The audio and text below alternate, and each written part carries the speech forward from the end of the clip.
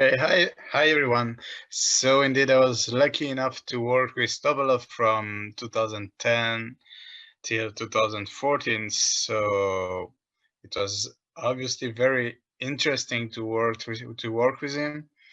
But I'm gonna show you actually most of the games I'm gonna show you are actually uh, from a longer time ago. Yes, I was his second from 2010 to till 2014, but I'm going to show you all the games. You know, at the moment I was working with him, well, he was still a very strong player. He won the Grand Prix, so he was not anyone but the Topalov from from let's say 15, 20 years ago um, was uh, was even stronger. So I'm going to show you some games from the past, and we're going to start with a victory over Kasparov, a game that I like very much. I like to call this game the night dance. You're going to understand why very soon.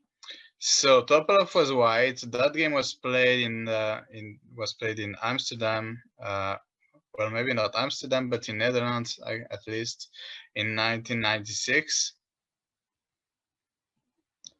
No, this is not from Vaikanze, and in that game, Topalov is white. So that was a Najdorf. So typical opening. I mean, that's what Kasparov was playing all the time, but that's also what Topalov is playing most of the time. So we could expect an interesting theoretical debate. So no, it's not a game from from Elista 2006. That's and that's also not against Kramnik. Although I might show you a game against Kramnik depending on the time we have. But it will be a game from 2008. After all these things that happened between them in 2006. So here Topalov picked bishop c4, so the Sozin attack, which is a very interesting weapon against most Sicilians. Nowadays, it is not as famous as moves like f3, bishop e3, or bishop g5. And nowadays, I mean, Carlsen yesterday played queen d3 here. And I mean, the Najdorf is such a good opening. They're just trying everything that they've tried. Now they're trying rook g1 to play g4. I've even seen games with h4, and recently I've even seen rook b1 and bishop d2 being played. So okay, the Najdorf is full of theory, and everyone is desperate about finding ideas. But that game is from 25 years ago, and by then it was easier to find ideas because there were less games and the computers were not as strong. So it was still possible in the Najdorf to find some holes and to create some problems in the opening. So bishop c4, which is so the Sozin attack, which is not supposed to bring white any advantage, but again, 25 years ago, theory was very different compared to now. So this is the main line. Knight bd7 is supposed to be the most solid variation, with the idea to go pick up that very annoying bishop on b3. It's well known that bishop takes e6 here is a little too early, so white played f4, which is a main line. And since then, everybody was playing queen f3, which is a very natural move, just defending the e4 pawn and then castling. And that was leading to complicated games. But in that game, Topalov decided to sacrifice the e4 pawn. So black still has a choice. He may decide not to take on e4, but then it was a good decision from white not to play queen f3. Then, for example, the knight is still protected, so there could be ideas like e5. And after d5, the queen is not attacking the knight anymore. Perhaps f5 a little bit faster, or even g4. There could be many different ideas. Wait, I'm having a strange thing appearing on my screen. Would you take the pawn? I think this is. I put up yes a to poll. I just put up a fun little poll. That's a vote. Who did that? Is it you, Greg? It's all the kids. They can vote on whether they would take the pawn off or not. Okay. Just having fun. So most of you guys. Okay, so I'm gonna leave it. Okay, yeah, it's great fun. Okay, so let's leave it for 1 minute, no more. So 22 more seconds. Sure.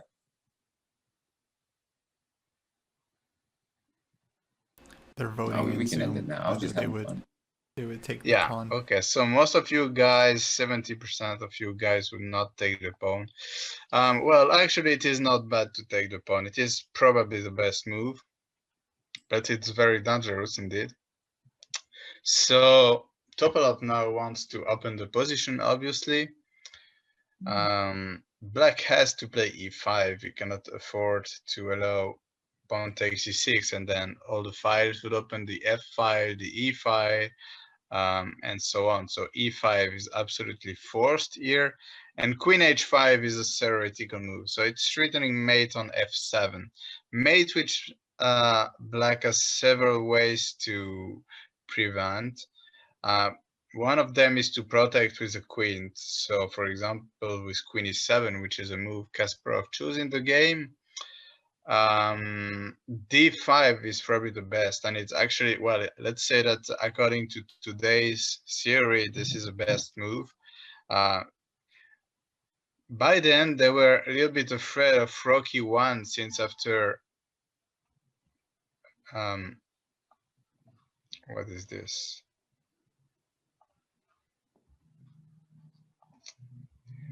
Since after bishop c5, rook takes e4, you cannot take the rook because of queen f7 mate.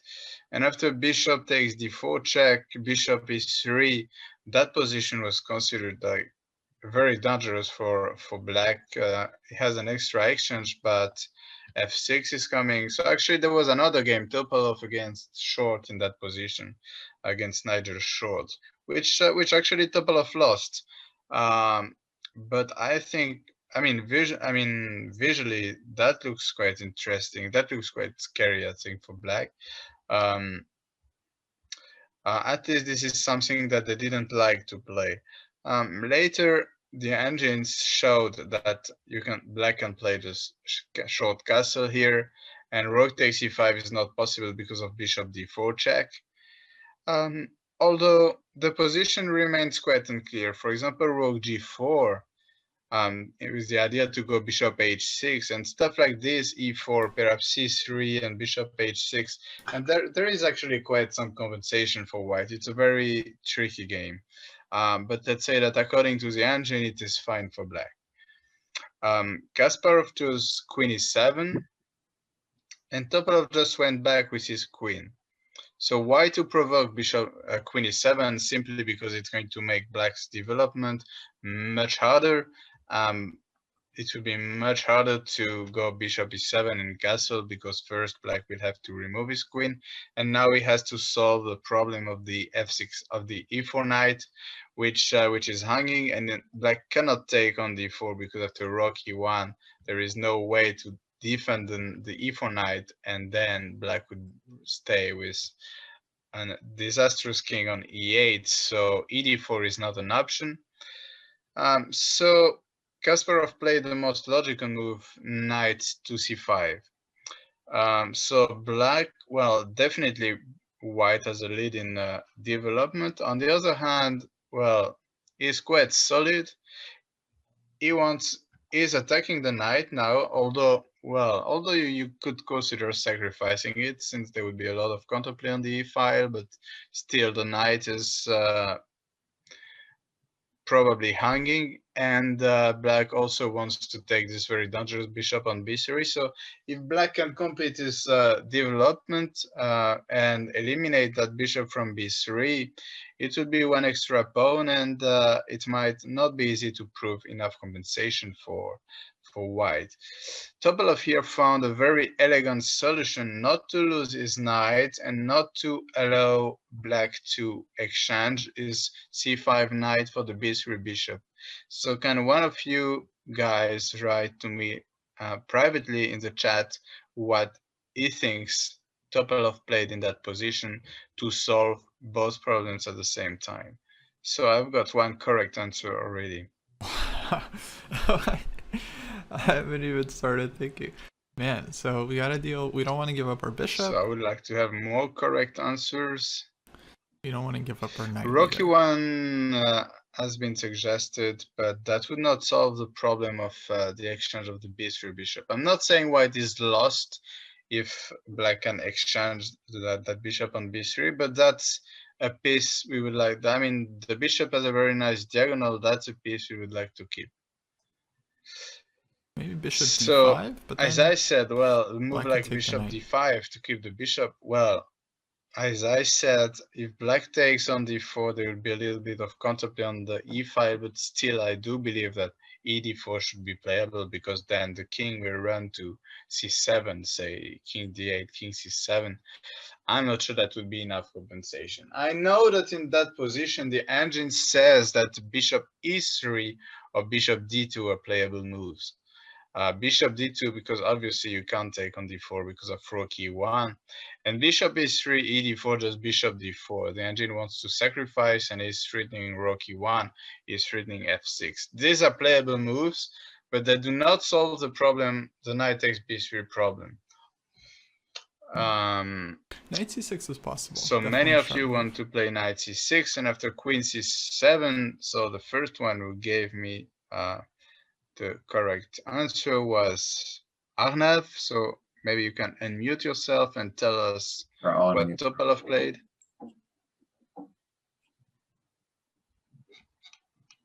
You do not have a microphone, so Oh yeah, no mic, I think. someone else. So I'm going to try to pronounce your name. So Aradia, is it correct? Aradaya, okay. Well, yeah, not really. You can call me Addie. Well, yeah, well, I don't think I said knight c6. Knight c6, and after queen c7. Oh, he's saying that he didn't suggest knight to c6? Yeah. Oh, I thought he did. Just say you did Oh, on you suggested bishop d5, but on move 1. So Oh, okay. who suggests? So Alice. Alice. Do we pronounce Alice in there? That's the way we pronounce it in French. But, Oh, okay. so. My move was knight c6, and after queen c7, bishop d5. Yes, excellent. Bishop. Excellent. So this way, well, we're not saying that the game is over. Obviously, it remains very complicated, but Topalov has managed to solve both issues. He hasn't lost his knight, because of course, if black takes it, then he's gonna lose his rook, and he hasn't allowed black to exchange his c5 knight for the b3 bishop. So that's a first success.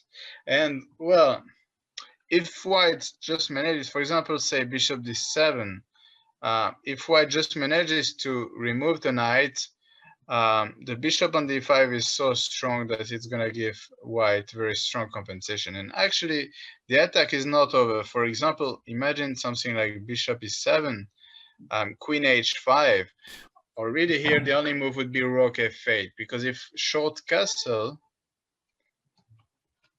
then rook f3 and rook h3 is coming, and it's going to be basically impossible to defend against, well, if h6, bishop takes h6 is coming. f6 is not even a legal move here. So actually, the white attack here is extremely powerful.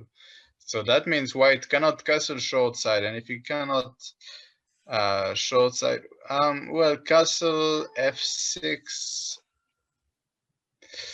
well, maybe those offer some compensation, but I would take, let's say, with a bishop, and if rook f6, pawn takes, and then I'm going to, if bishop h6, king h8, I'm going to give you some material back, and that's not going to be, let's say, that's not going to be a mate. But rook f3 and rook h3 is extremely powerful here. Anyway, in the game, Kasparov wanted to punish Topalov for putting his pieces in such strange on such strange squares, and he decided to play a5 with the idea to take the last available square of the white knight, and he simply wants to go bishop d7, and he wants to get this knight completely for free. So the situation is becoming dangerous for white, who needs to find a solution with his knight. It would be an option to go, let's say, rook e1 and then free the d4 square for the knight, but this is not what white wants. As you can see in the game, Topalov is playing, is always trying to push his pieces, well, as close as possible to Kasparov's king. Is trying to deliver mates, so to bring the knight back to d4 is not exactly the plan here.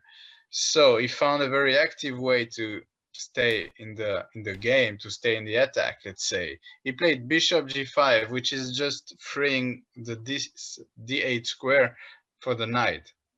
And here Kasparov blundered. First, we're going to see the end of the game, which is not very long, and then we're going to see what would have happened if Kasparov had played the critical move. So in the game, Kasparov played rook a6. That was a very horrible move. After knight d8, there was simply no solution for black. He played f6, and now simply knight f7, attacking the rook. And actually, white is only a pawn down for this fantastic attack. Rook g8, and Topalov just went bishop e3. And black is totally paralyzed. He tried to play g6 to open the position a little bit, but after knight g5. And that's why I like to call that game the knight dance. Can you imagine that the g1 knight ended up on g5, but it didn't go through f3 to g5. It went through d4, c6, d8, f7, and then g5. That's not something you see every day, and it's only around move 20. Let's have a look. What move? Yeah, exactly. Wow. Move 20. That's definitely not something you see every day. And well, the g8 rook is hanging. Kasparov tried rook g7, and after fg6, he couldn't afford to allow queen takes f6, so he took there bishop f7, and then he decided to sacrifice his queen. And although he managed to fight, it's only 2 pieces for the queen, so although there was still some work for white, and although Kasparov managed to play the position for another 40 moves, obviously in the end white won. Wow. That is not the most interesting thing in the game, except that, well, thanks to this finish, I was able to make this very nice drawing with the knight, and yeah, which I like very much. So, but still, playing rook a6, Kasparov made Topalov's life quite easy, because knight d8 was obviously what white wanted to do when he played bishop g5. So bishop g5 was a clever move, because f6 would lose instantly to queen h5 check. However, bishop d7 would definitely be critical here. Now d8 is under control, and basically every square is under control. So now white has many candidate moves, and I would like all of you, or at least most of you, to send me a private message and tell me what move you would like to play in that position with if you were white. Well, once again, we gotta save our knight here, huh? This knight d4 is always possible. Bringing the knight back. If it takes, we go rook e1 check and open up the e-file. Do we have a move other than knight d4? Hard to really see. c1. Bishop f7, king takes f7, queen d5 check, king e8. Seems to run out. Yeah, I'm gonna go with knight Have you d4. read my book, Greg? No, which book?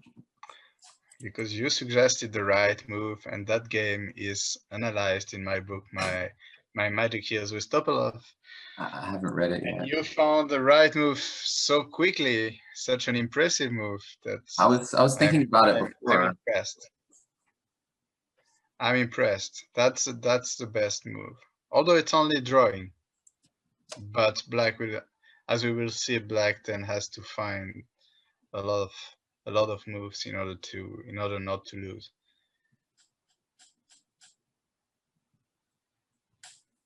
So many of you, okay, I got one suggestion, which was knight to d4. Well, perhaps ed4 is a mistake indeed. After rook e1 check, that looks pretty terrible for black. But knight d4 is not threatening anything particular, and then perhaps black would just play f6 and then run away with the king to d8, c8, and so on. So as I said, in the spirit of Topalov in that game, I mean, going backwards with his pieces was definitely not the plan in that game. b4, well, b4, first of all, after ab4, that would also mean going backwards with a knight. Also, it's quite unclear what would happen after b takes c6 then. I've got many of you suggesting bishop takes f7 check. That's Maybe and you f6. know, I think that is the reason why Kasparov did not play bishop d7, because, well, rook a6 is such a bad move that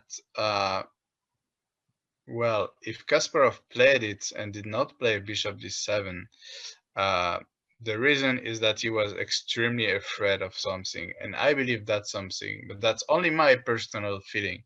I believe he was extremely afraid of bishop f7 check. But I can tell you that that position happened in another Grandmaster game. It was French Grandmaster Jean-Marc de Grave who got that position with white against a much weaker player. He got that position, he took on f7 and resigned with white 2 moves later. So bishop f7, indeed that looks very scary for black. After king f7, queen h5, check, king g8, f6. That looks very scary for black, but why is it not working? So bishop f7, then queen h5, king g8, f6. And what did black play there? Should be 6. So Daniel?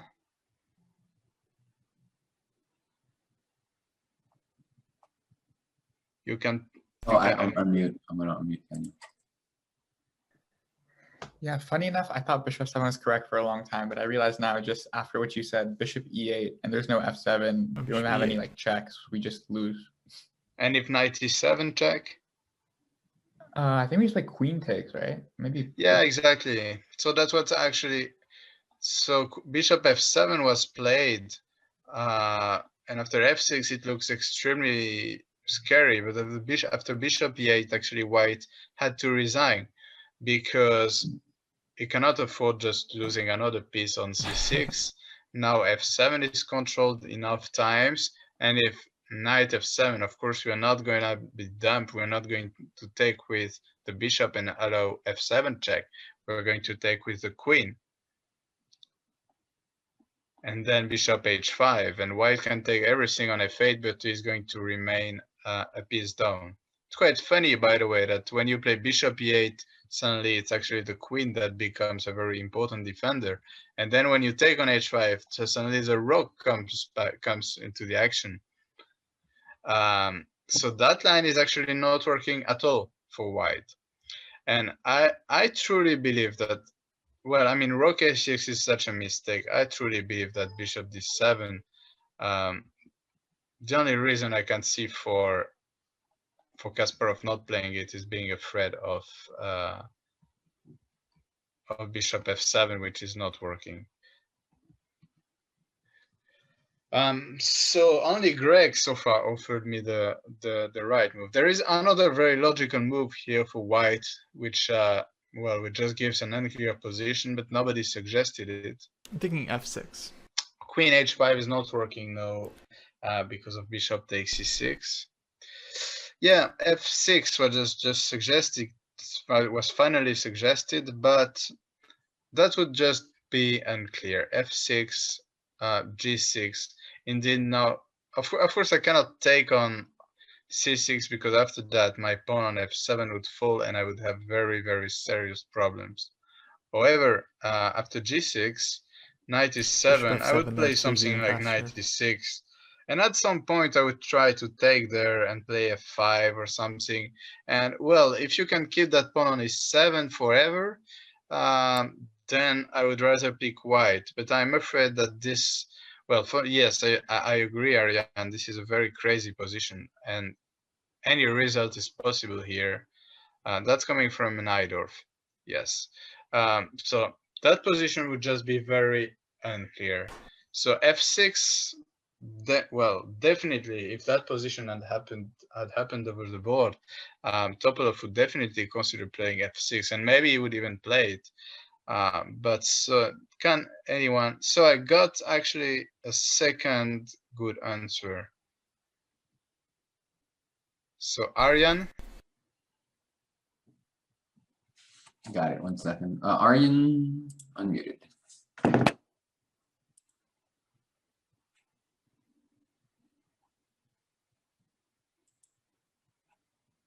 So Aryan, you gave a very interesting idea. Can you talk? I'm trying to unmute Aryan, but it's not working. He can't talk, I think. So, oh, so someone else gave the line. So I'm not going to let you talk, Greg. No, never. Okay. I'm going to tell someone else. Who is Daniel. it? Daniel. All right. That's fine. 97, I guess. Bishop takes, king takes, f6. 7. And I'm not sure what's going on, honestly. Like king d8, maybe fg7, rook e8.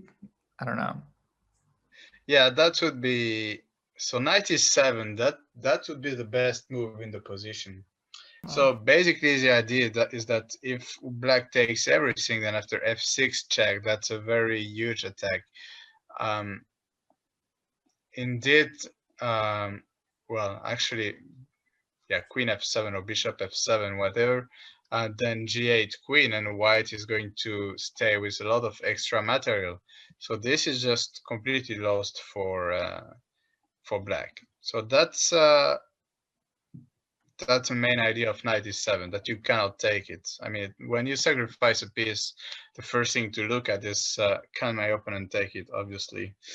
The second question here to ask yourself when you play such a strange move like knight e7 is what happens if black plays f6.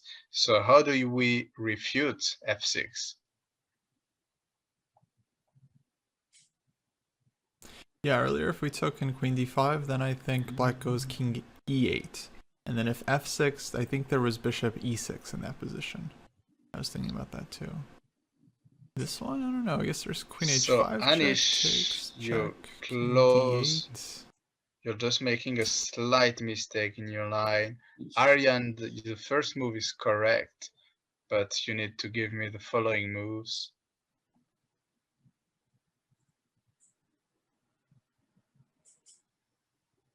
Alice, you're almost there, but the move order is wrong. Aryan, you're almost there, but the move order is wrong. Aradia, knight g8, bishop takes f6. Queen h5. I'm gonna take, indeed, if I don't take the knight, then knight g6, but I'm gonna take it.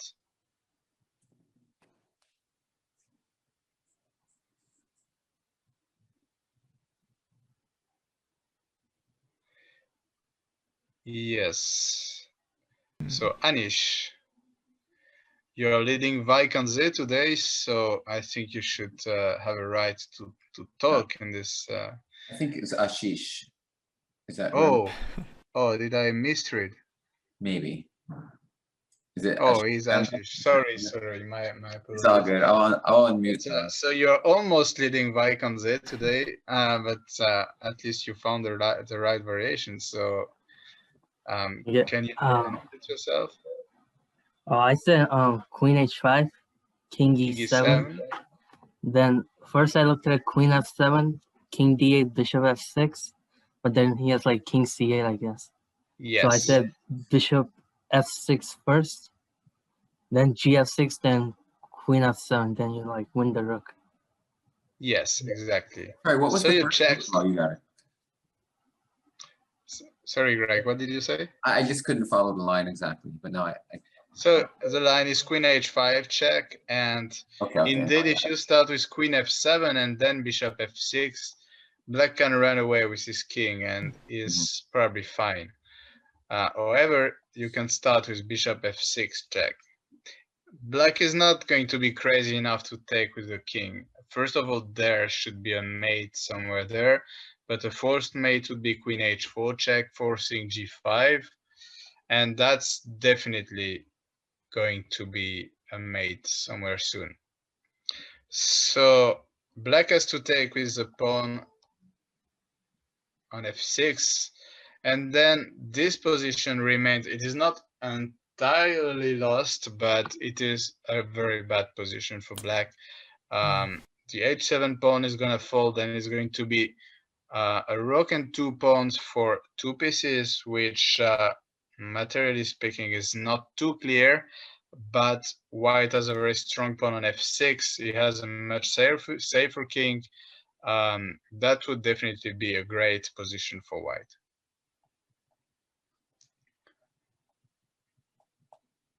Yeah, very interesting.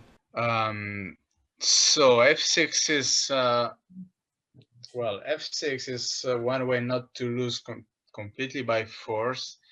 Yes, as you were saying, Aryan, strong bishop on d5. There is a reason why Topalov really wanted to keep it on the board. So actually, the best move here for Black is to take on e7. Oh, wow. But now, not king takes e7, because after f6 check, this is totally desperate. If Black allows f6, it is going to be a very different position compared to the one we saw when we played f6 and then put a knight on e7, because now we have a bishop on e7. That's very different. So let's say if Black plays something like this, well, not threatening actually any special check, you just play f6 and g6, maybe even just king h1 or something like this, and this bishop on e7 is a monster, because it is not like the knight on e7 that we saw a few minutes ago that could be exchanged any moment, because there was a bishop on f8, and also the bishop is completely paralyzing the Black king. So yes, I believe that White is, well, at least, well, maybe not completely winning, but much better for sure, because Black is totally paralyzed. That's only a pawn, and you might now just play positionally, maybe rook d1 and try to get the d6 pawn or something. So Black cannot afford to allow a bishop on e7. That would be just a murderous bishop, as Aryan is saying. So actually, there is only one move for Black here to hold the game: f6. Just preventing f6 and trapping the knight and trapping the bishop on e7. So threatening to basically win the game. If Black can take on e7, obviously he's winning the game. Now queen h5, queen f7, the king is going to run away. That's not going to be enough. So White needs to be quick. Queen g4. That's an annoying move. Threatening queen takes g7. And here, Black has only one move to save the game, and then he gets an unclear position, probably around equal. Wow. All the rest is totally and desperately lost for Black. So can you guys find the only move for Black to stay in the game?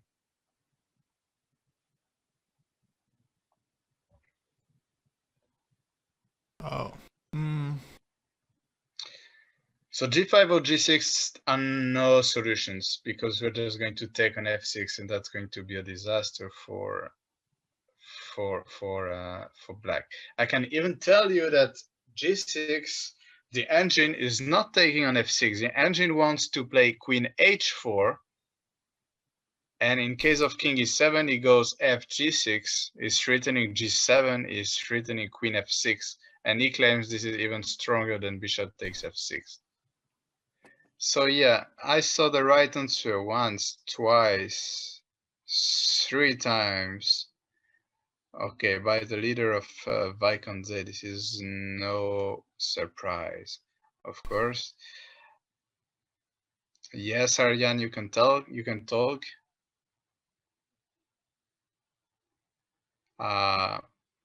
Although unfortunately, your solution is not the correct one.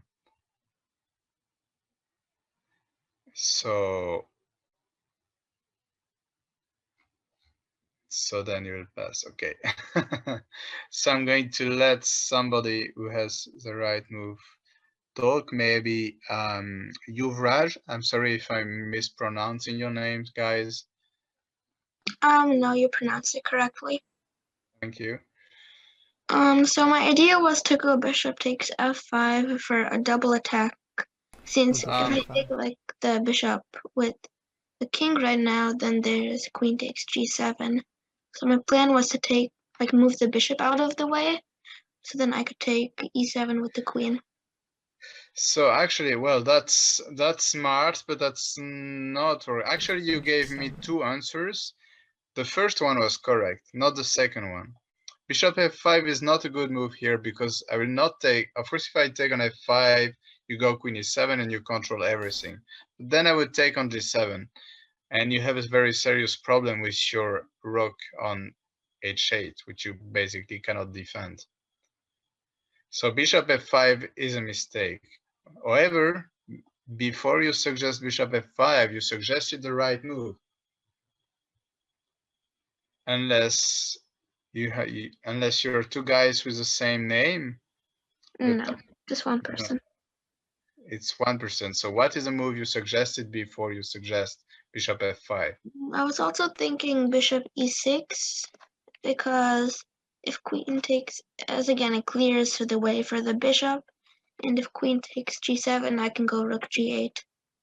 Exactly, bishop e6 only move, absolutely only move here, so that after queen g7, black can go rook g8.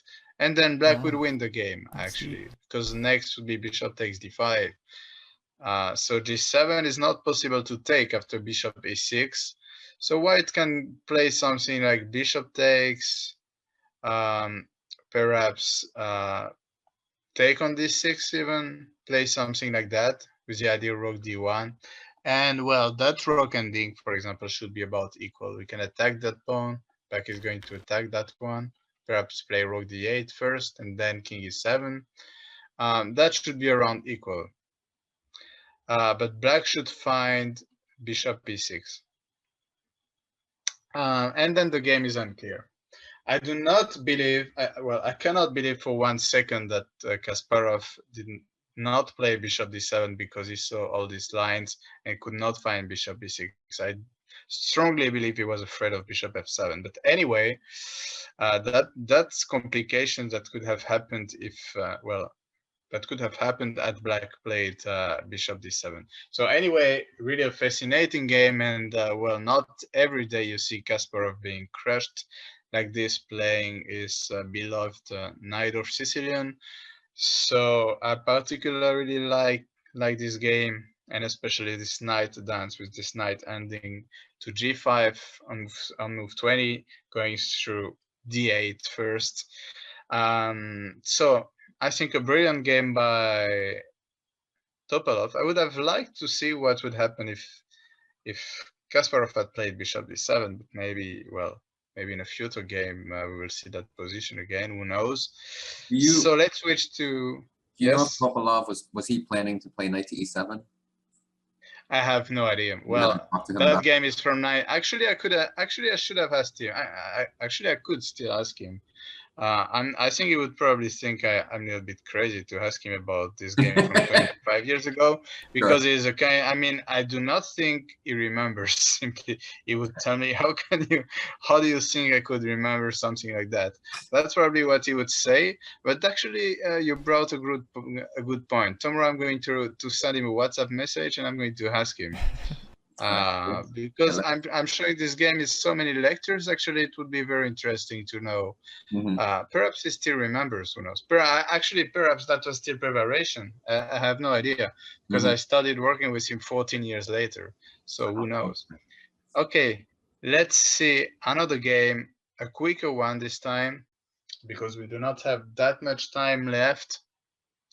A victory against Ponomariov. With very nice mating ideas again. So in the opening, we do not care that much. That was, well, just a random opening. Rook c1, an interesting idea. So white is delaying bishop g2, and we will see in the game that actually it can be useful, since in the end, in that game, the bishop did not develop to g2. So actually, the debate here is, I mean, black dreams of playing c6 and d5. If he gets this, then white has no advantage. However, white wants to react to c6 with e4, and he wants to, and in case of d5 instead of c6, then he wants to play cd5 and ed5 and play this pawn structure, which is a little bit better for white.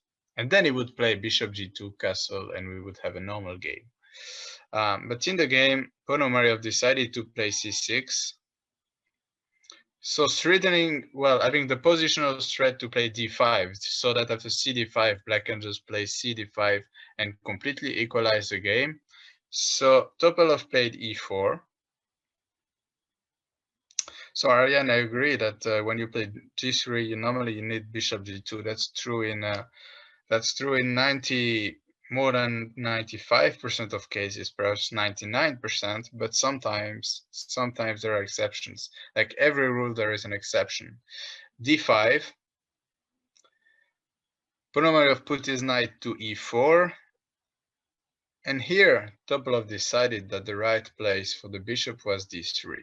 I'm not saying he would not prefer to have his pawn on g2 and not g3, but he decided that having the pawn on g3 was not a good reason not to put the bishop on d3, where after the knight disappears, he is going to have a very nice diagonal to attack the black king. Advanced French so he structure. played bishop this d3 is here. The best square for the bishop. Knight takes c3 was played by Ponomariov. So you could tell me that he could take the bishop here. On the other hand, that is a bad bishop for I mean, the central pawns are on dark squares, so the dark squared bishop is not the bishop white really cares about. And actually, there was a game between Van Velde and Carlsen, and Van Velde here after bishop b4 took on d4.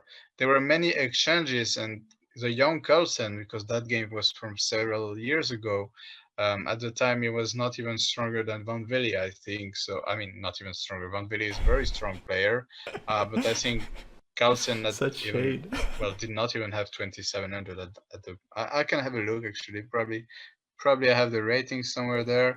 So Van Velde 2655. Poor Luke. And Carlsen 2646. So that was really long time ago. And actually, white here had the c5 for free, so white was much better and won the game. In that game, Ponomariov decided to take on c3. White took with the rook. He's not afraid of bishop b4. He's just gonna retract the rook, and is happy to exchange dark squared bishops once again. Black reacted in the center with c5, which is a very natural reaction. Black took on c5. Black took back. And Topalov started an attack with h4. h4, good. With quite an obvious idea, which is, well, let's say, for example, if black plays d4, then pop it. How are we continuing that game? What would Topalov play here? Yes, pop it. Troy. h7. As soon as you play h4, just take on h7. Always, every time. Can you unmute yourself and talk?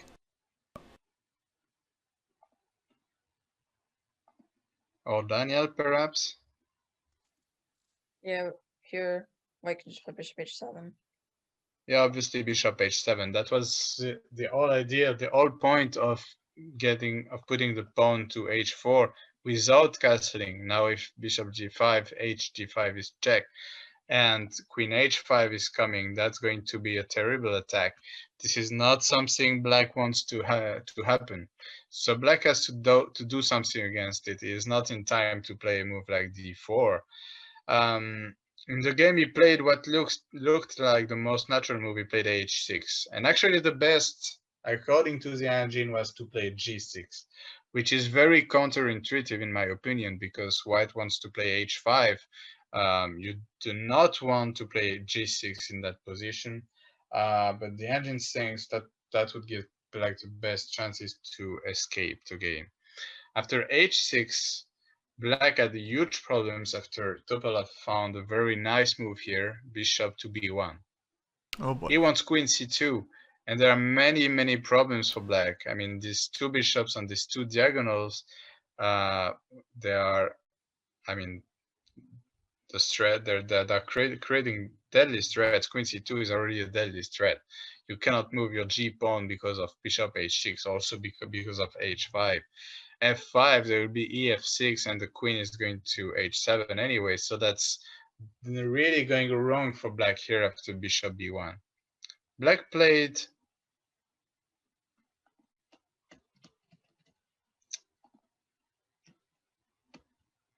f5.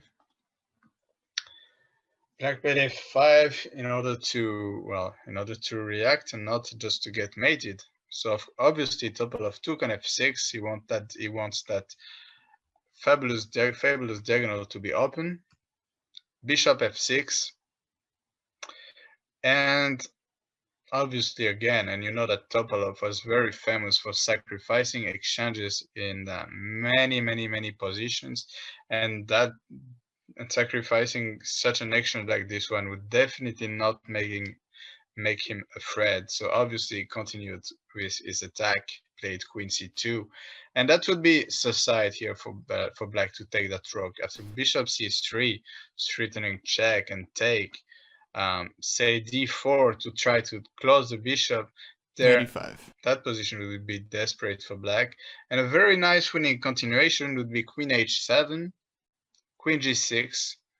So if the black king goes to g8 back, then knight e5, just controlling f7, and queen h7 is coming again, and that's a disaster for black. So king is 7, and knight takes d4, very nice. Ooh. C takes d4, queen g7. If Wow. king d6, just bishop b4. Rook f7, just bishop b4 as well. If king e8, queen g8. And white is actually going to collect all the material back, and is even going to stay with like 2, 3, or maybe 4 extra pawns plus an attack. So that's dead lost for black. Talk about getting Black did wrecked. not take on c3, which is a very wise decision, because that bishop is a very important piece to defend the black king. However, it remains that white's attack is extremely powerful here. Black played d4. So of course he's dreaming that Topalov is just going to move his rook to the only available square and going to close the diagonal, and then the attack is over. But that is definitely not what Topalov wants to do.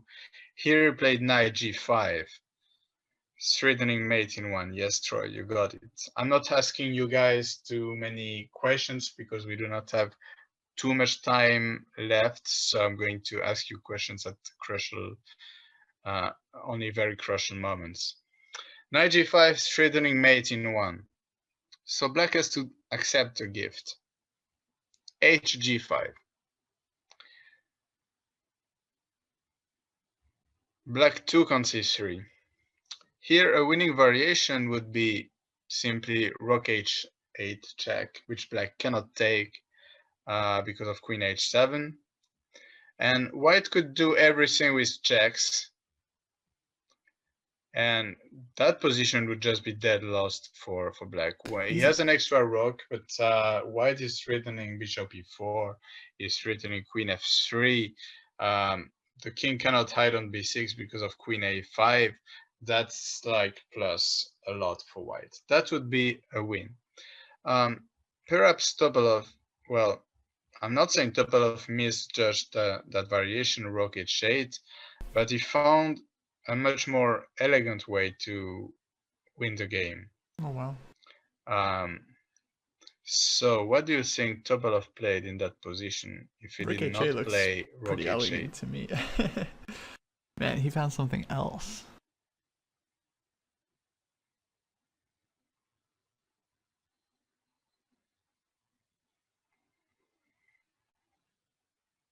So just send me private messages with your moves. You can go queen h7, bishop g6, king e7, gf check. That looks pretty strong. I mean, doesn't feel super elegant. So queen g6 and rook h8 is actually white's dream. But now it would be a little too much because of queen d2, then queen d1 and bishop b7 check, and black would start collecting a little bit too many pieces. Yeah.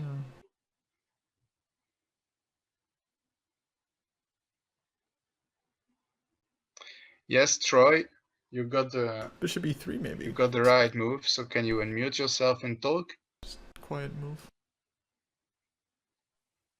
We can just move our bishop, first for bishop with a threat of rook h8 or queen g6. Yes. It was bishop f4. Topalov played a very calm move. Not a move you see every day in such a such a monstrous attack where every tempo counts, where every tempo is so important. Topalov just plays bishop f4, and he wants to go queen g6 and rook h8, and he does not want to allow queen takes d2 check. So bishop f4 and black is facing a very big problem because queen g6 and rook h8 is a very deadly threat. That's why black tried to escape with his king. Topalov gave a check. Another check. So now he starts collecting material back, but black still has an extra rook. And it's not mate yet. It feels like mate, but it is not mate yet. So how did Topalov finish off that game? What would you play if you were white here? Just send me as many answers as possible by private message. Okay, weird. Weird position. Queen takes f7, queen takes g5. Queen f8 check. Queen e7 kind of runs out.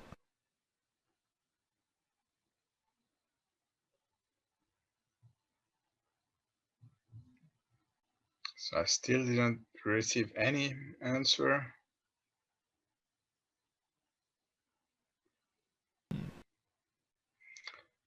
The moves are actually pretty simple, but they're tough to find because in that kind of positions, you're actually not looking for simple moves.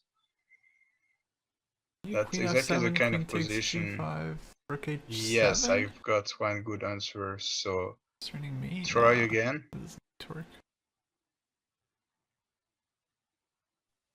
You can take an f7, which is pretty much forced. Queen takes g5 and rook to h7.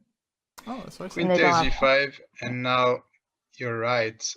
They don't have time to pick up our b1 bishop because we have rook h7, and if they try to pick up our bishop, then we have queen c7 checkmate. Yes, exactly. So rook h7. So Greg, I've got a question. We've got a question in the chat. If I have the possibility to run more polls of myself, you next can't time run them. He's talking about something else. We did a whole class once that was all polls, nothing else.